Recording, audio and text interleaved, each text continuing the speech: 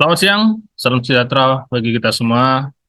Puji dan syukur kepada Tuhan yang Maha Kuasa atas berkat dan kasih karunia-Nya. Saya diberikan kesempatan untuk menyampaikan pernyataan diri dosen pada unjuk kerja Tridharma Perguruan Tinggi dalam rangka sertifikasi dosen SMART tahun 2023.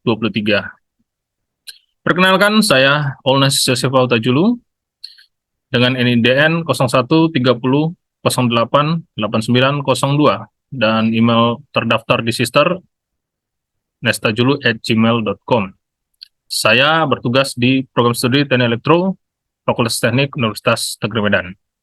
Adapun latar belakang pendidikan saya S1 dari Universitas Negeri Medan, S2 dari Teknik Elektro Universitas Gadjah Mada, dan menyelesaikan pendidikan profesi insinyur juga pada tahun 2001 di Universitas Negeri Medan.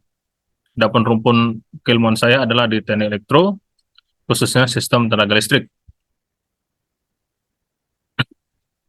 Pada kesempatan ini saya akan menyampaikan salah satu mata kuliah yang saya ampu dan bagaimana proses saya mengajar.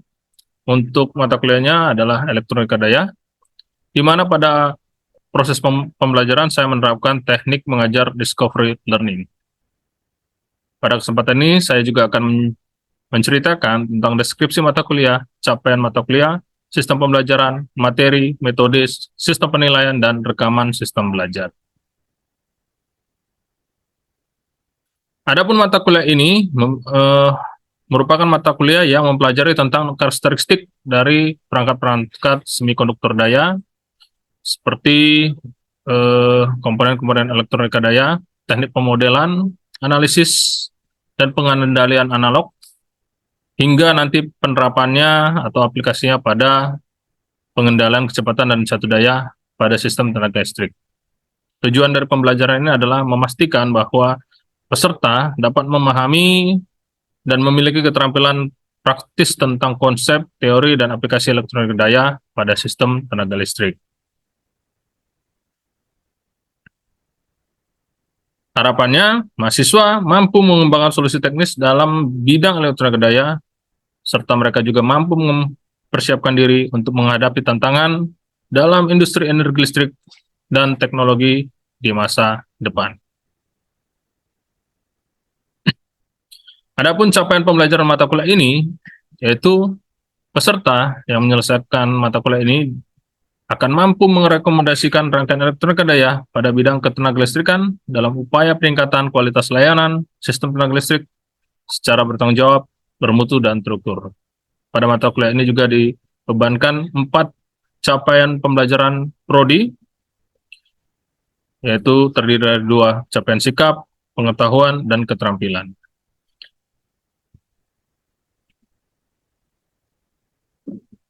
Mata kuliah ini dilaksanakan sesuai dengan ketentuan dari Universitas Negeri Medan, yaitu pelaksanaan perkuliahan dengan sistem hybrid, di mana perkuliahan dilakukan secara luring untuk 12 pertemuan dan daring untuk 4 pertemuan, sehingga total pertemuan ada 16, di mana pertemuan ini termasuk UTS dan UAS. Untuk bobot setiap pertemuan sendiri itu adalah 2 SKS atau 2 kali 50 menit. Pertemuan ini nantinya dilakukan dalam bentuk presentasi, diskusi, studi kasus, proyek, dan 5 tugas yang berlaku di Universitas Negeri Medan seperti TR, tugas rutin, CBR, Critical Book Report, CJR, Critical Journal Report, RI, rekayasa ide, dan MR atau manajemen mini riset. Adapun bahan ajar selama perkuliahan ini akan saya sampaikan 1 hari sebelumnya melalui LMS milik Universitas Negeri Medan, yaitu SIBDA, yang bisa diakses pada tautan elearning.unimed.ac.id. Untuk penggunaan media pembelajaran sendiri, saya menggunakan Zoom, presentasi PPT, WA Group, YouTube, dan lain-lain. Metode pembelajaran menggunakan student-centered learning, di mana saya berharap agar mahasiswa itu lebih interaktif, holistik, integratif, konseptual, tematik, dan kolaboratif.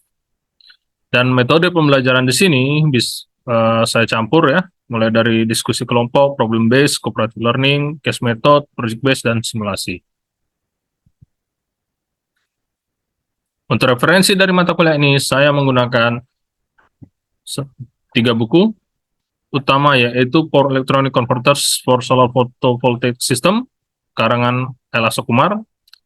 Lalu Power Electronic Converters Application and Design, karangan N. Mohan, serta modul ajar dan praktikum elektronika daya dengan PESIM, karangan saya sendiri, oleh Sutajulu.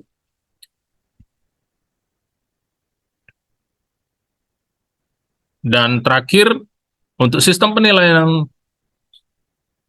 akhir dari mata kuliah ini, saya menggunakan ketentuan yang berlaku di Universitas Negeri Medan, di mana ada 4 elemen penilaian, yaitu kehadiran dalam perkuliahan, yaitu memiliki bobot 5%, ujian tengah semester atau UTS itu memiliki bobot 20%, ujian akhir semester memiliki bobot 25%, dan tugas portofolio atau KKNI itu 50%, di mana tugas ini terdiri dari 6 tugas tadi, TR, CBR, CJR, RI, MR, dan PR.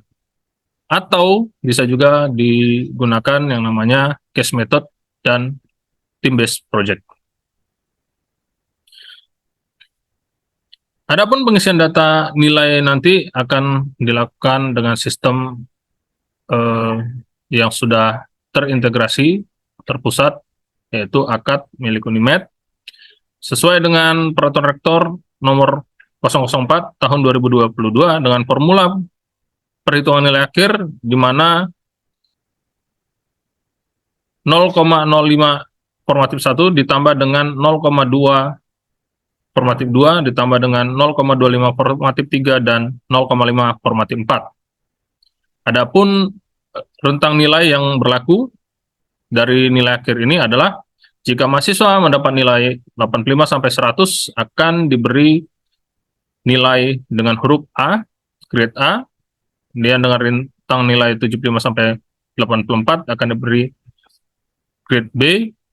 Sedangkan untuk nilai 65 sampai 74 adalah C, dan 0 sampai 64 akan diberi nilai E.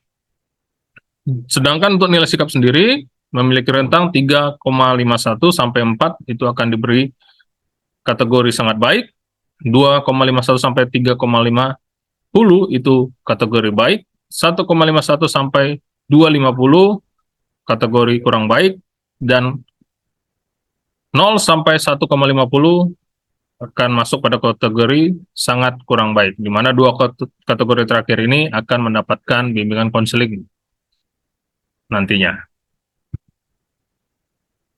Ya, demikianlah untuk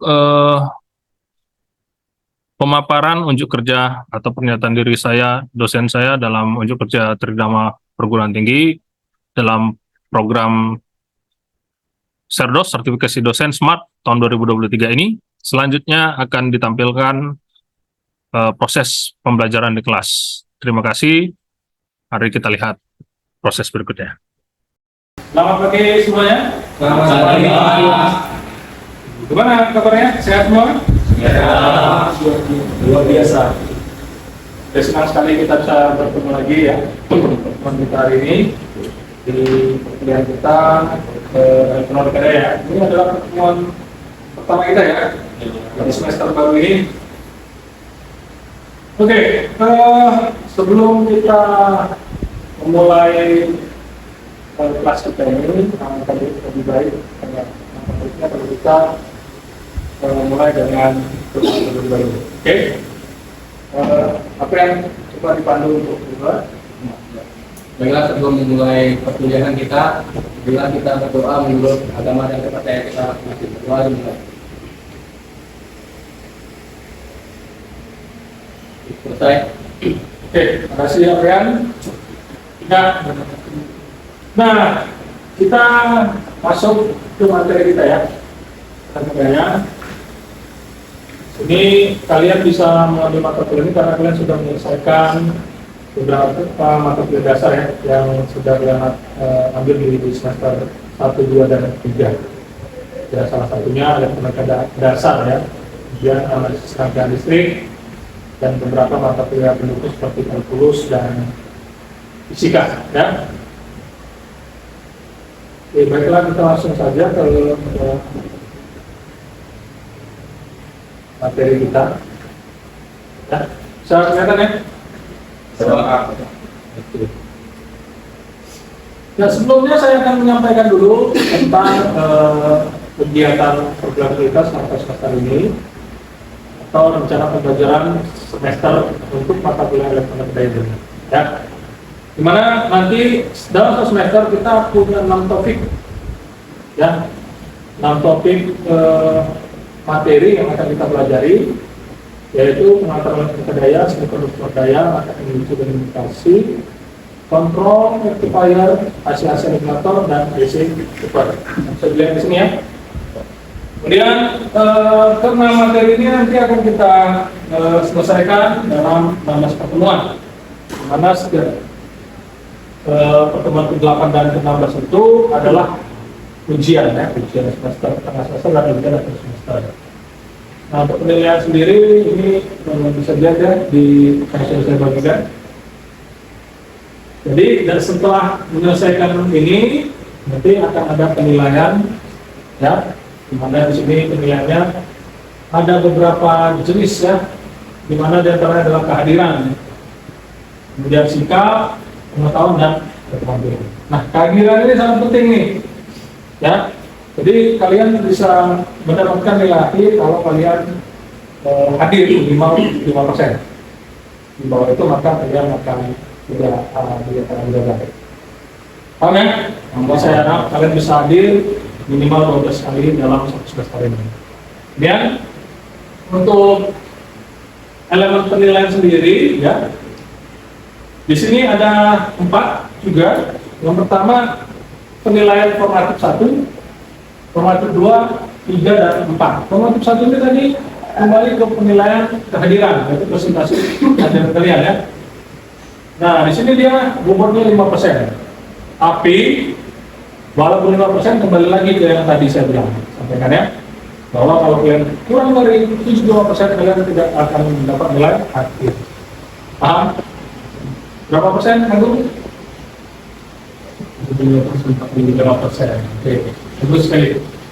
Kemudian yang kedua adalah penilaian format kedua, yaitu nilai UTS. Ya, UTS ini punya bobot 20%.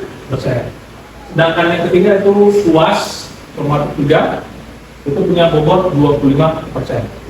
Nah, yang paling besar dari penilaian sistem kita adalah format 4 ya, yaitu keterampilan itu 50%. Dimana ini diambil dari tugas-tugas kita yang dimana dokumen sudah membebankan 6 tugas ya, yaitu TR, CBR, CJR, RI, MR dan PW. Ada yang masih ingat ini? CBR? Vertikal? Oke. Berarti masih diingat ya. Sudah 3 semester, kalau nggak ingat kan awal. Nah, nanti ini untuk yang baru ke-6 ini akan kita buat kita bagi menjadi 2. Yang pertama penugasan secara project ya, yaitu project based learning dan setelah PDL, dan sebenarnya untuk case method ya, case method. Jadi nanti kan akan dibagi menjadi beberapa kelompok dan nanti akan diberikan tugas masalah yang bisa kalian diskusikan dan dicari solusi. Paham ya? Dan itulah yang masih bisa saya sampaikan untuk materi perkuliahan apa, kegiatan perkuliahan kita nanti dalam selama proses semester ini, termasuk hari ini dan penilaian. Ada yang mau ditanya? Kira-kira perbedaan case method sama positif kira-kira apa? Apakah dari itu ada jadi kira-kira?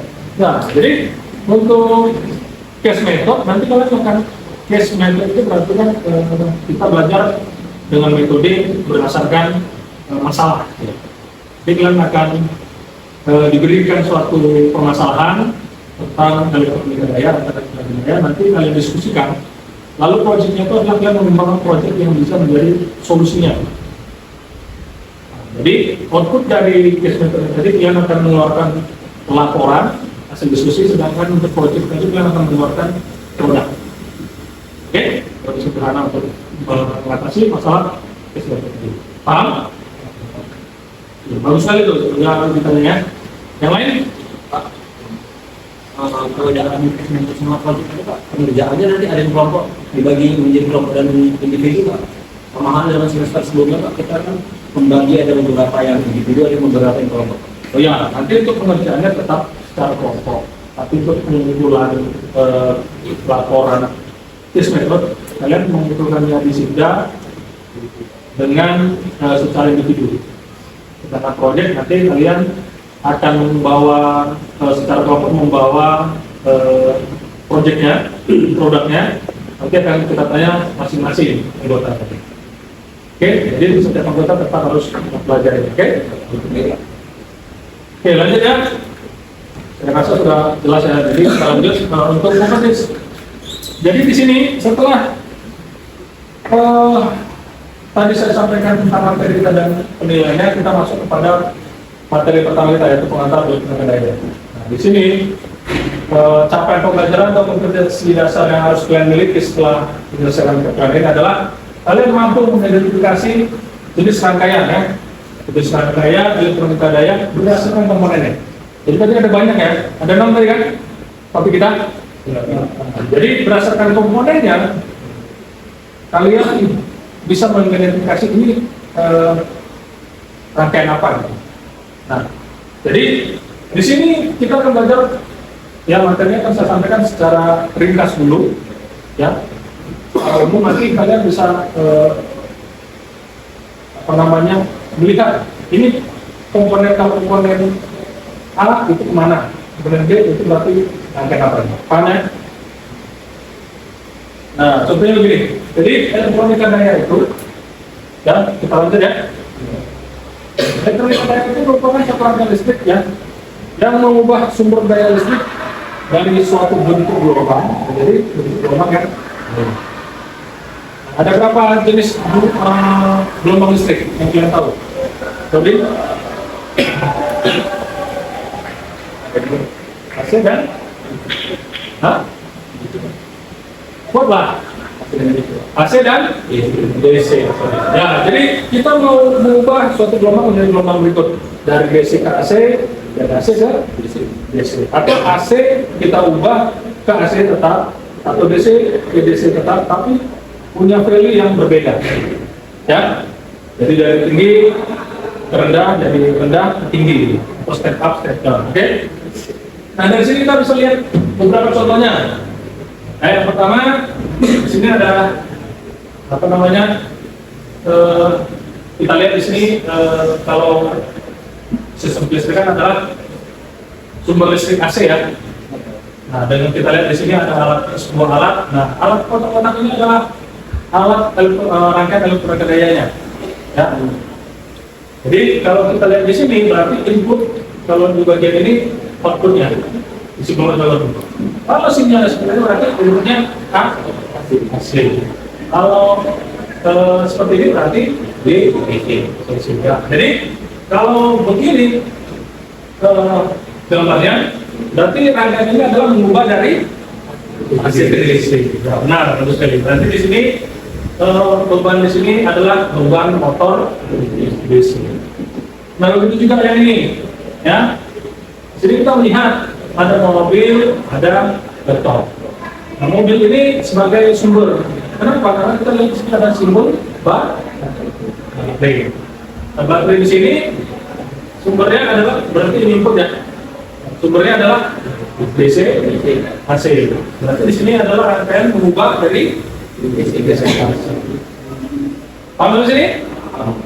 Oke. Kemudian di sini ada sinyal bentuk AC, ini juga AC. Tapi kita di sini lihat ada perbedaan nilai ya. Mana nilai di sini berapa? Di sini. Berarti kan namanya ada rangkaian AC regulator. Jadi dia meregulasi tegangan outputnya berdasarkan tegangan inputnya. Ya, bisa dari 2020, 2028, 2020. Nah, kemudian bisa lagi listrik terakhir. Ya, di sini ada DC, di sini. Terus ini ada perkiraan gila ya. Ini tidak akan DC chopper. Kalau kita lihat di sini tadi, ya yang tadi inilah DC chopper namanya, aksesoriator dan mengubah ya. Kalau kita melakukan saklar biasa, kita hanya bisa melakukan berapa kali kan? Tapi kalau kita melakukan dalam elektronis, ini bisa dilakukan otomatis berkali-kali dengan kecepatan yang tinggi. Nah, perubahannya apa? Perubahannya bisa terjadi pada rangkaian kabelnya, depannya. Kenapa? Contohnya begini, kalau kita melakukan pensaklaran DC misalnya, kita on kan ya, dalam posisi on, udah sampai T sekian ya, ini dia 5 volt. Maka ini akan terjadi, selama ini dia akan selalu di 5 volt. Nah, tapi ketika kita saklar, kita matikan di sini, terus sampai waktu T1, T2 ini kita nyalakan lagi. Nah, ini secara rata-rata dia tidak lagi 5 pokok, karena di sini ada sudah off. Ya. Nah, kalau ini kita lakukan berkali-kali, maka nilai yang 5 volt ini akan turun. Nah, tapi ini akan kita jelaskan pada DC chopping, ya, chopper ya, yang chopper. Tapi inilah dasarnya kenapa perlu seperti ini. Rangkaian sebenarnya ya. Itu kan Pak, pengalaman pencegahan kebakaran itu pun terkait AC. Kenapa tidak menggunakan transformator? Dari AC ke AC. Kenapa tidak menggunakan transformator? Atau di kenapa harus menggunakan transformator? Kenapa nggak menggunakan transformator? Oke. Jadi kenapa kita harus menggunakan rangkaian tenaga daya? Kita tidak pakai transformator ya. Nah, karena kalau kita pakai transformator, ya kita butuh trafo ya. Nah, trafo. Trafo ini akan lebih cocok kalau kita menggunakan untuk mengubah daya yang besar. Jadi kalau dari tegangan yang 10 kP menjadi 500 atau ya, atau dari 500 kP ke 20 kP gitu. Kenapa lebih cocok situ? Karena daya yang besar itu memang tidak bisa dicakup oleh komponen elektronik charger seperti ini untuk saat ini, tapi itu bisa dikembangkan. Kalau kita pakai trafo untuk dalam hal yang kecil, maka akan banyak rugi daya. Seperti yang tadi kan sudah saya katakan, ada rugi daya. Kenapa? Karena prinsip transformator ini adalah induksi ya, induksi dari medan magnet yang terjadi pada sisi primer atau harus sisi sekunder. Tapi ada beberapa flux magnet yang terbuang gitu. Nah itu kan rugi ya, rugi. Makanya kita bagus pakai yang agak paham kira-kira. Berarti yang dilihat cuma dari segi efisiensi. Bisa efisiensi. Cara kerja yang kita sama. Satu efisiensi, satu lagi kepada ukuran.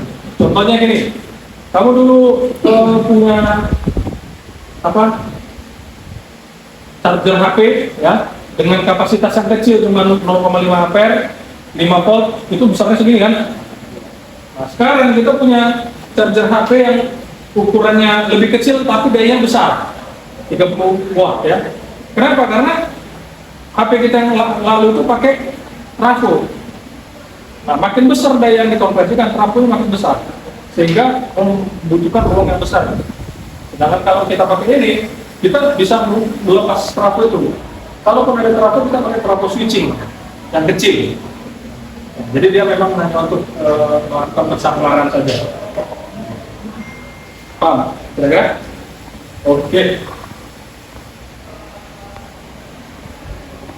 Ya. Kira-kira bisa ini saya tampilkan lagi.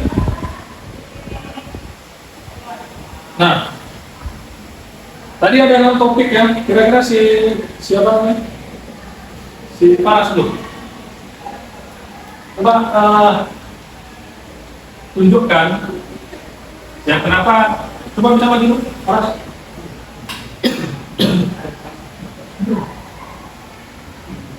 Nah, gini ya. Oke, kenapa kita harus mengubah untuk laptop ini? Ini kan DC. Baterai dari mobil DC. Tapi laptop ini kan juga DC ya. DC juga kan baterai laptop. Nah, kenapa kita harus merubah dia dari DC ke AC dulu gitu?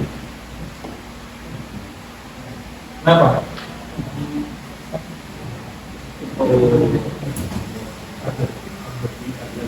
Karena untuk project Oh iya, gimana? untuk project sehingga perlu diubah dari basic AC dulu. Oke, chargernya emangnya dia pakai apa? Pakai dari baterai mobil. Enggak, maksudnya chargernya itu charger yang sumbernya harusnya dari mana? Oh, dari sumbernya itu dari AC Pak. AC. Masuknya baru ke DC. Oke, berarti harusnya di sini ada satu lagi ya. Ya dari DC ke AC, baru dari AC ke DC karena dia punya charger ya. Ya, Pak. Udah paham ya? Oke. Udah, kira-kira ada lagi yang mau ditanya kira-kira? Ada yang mau tanya lagi? Nah, oke, tadi saya sudah, kalau ada yang tanya saya ingat, berarti kalian sudah paham ya. Jadi, tapi saya mau memastikan lagi kalian memang benar paham, sudah paham atau tidak gitu ya. Nah, jadi kalau kalian sudah paham, saya sudah kirim ke grup kita link quiz ya untuk materi kita hari ini. Silakan klik linknya, nanti masukkan tokennya ini ke dalam untuk mengerjakan, oke? Kalau sudah semua? Kalau sudah ada masukkan semua tokennya, bilang ya, biar kita mulai ya. Jadi kita ada kuis ini untuk saya mau memastikan benar nggak kalian ini sudah paham atau tidak. Oke, sudah muncul ini dengan semua. 5, 4, 3, 2, 1. Oke, kita lihat ya. Masih belum ada. Oh.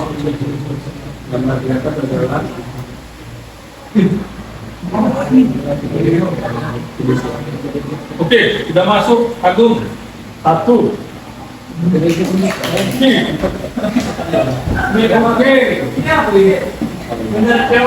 Asmi, lanjutkan ke 5 ya. Mana?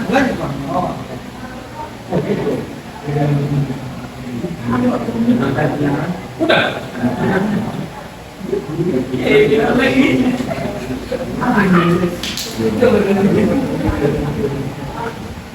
Oke. Nah, mau ini atas ya. Benar 3 loh. Benar 3.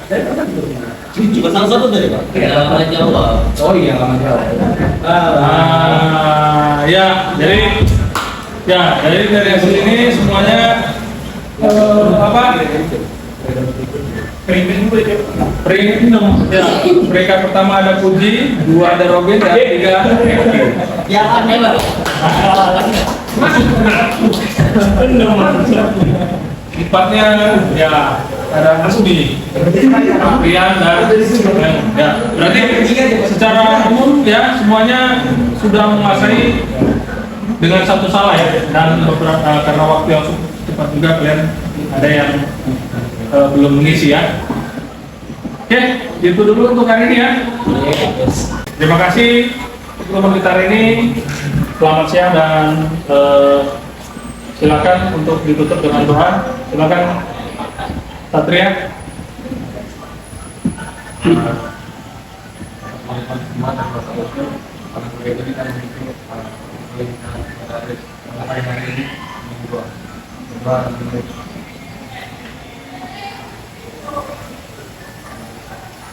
Oke, terima kasih. Sampai jumpa minggu depan.